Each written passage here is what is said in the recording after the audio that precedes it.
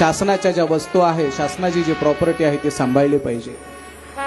तुम्ही गावात खाजगी शाळा कितीही बनवा, कितीही तयार करा, माझा त्याला विरोध नाही, पण गावातली जिल्हा परिषदेची शाळा सुद्धा टिकली पाहिजे आणि ती वाचली पाहिजे। हे तुमचं माझं सर्वांचं कर्तव्य आहे।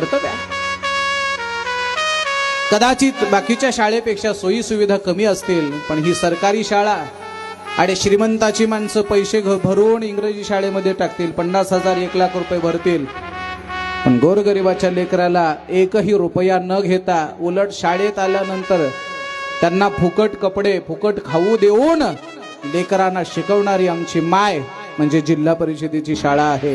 हे गोष्ट लक्षात ठेवा। आपल्या गावागावातले फुकट शिकवणारी जिल्हा परिषदेची शाळा वाचवणं हे तुमचं माझं सर्वांचं कर्तव्य आहे।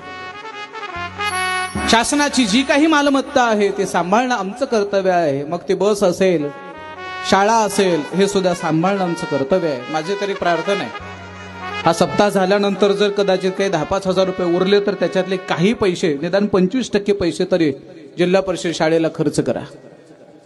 कारण जेवढी मंदिरं सुंदर असली पाहिजेत तेवढ्याच आमच्या शाळा सुद्धा सुंदर असल्या पाहिजेत। हे तुमचं माझं सर्वांचं कर्तव्य आहे, ही गोष्ट लक्षात असू द्या।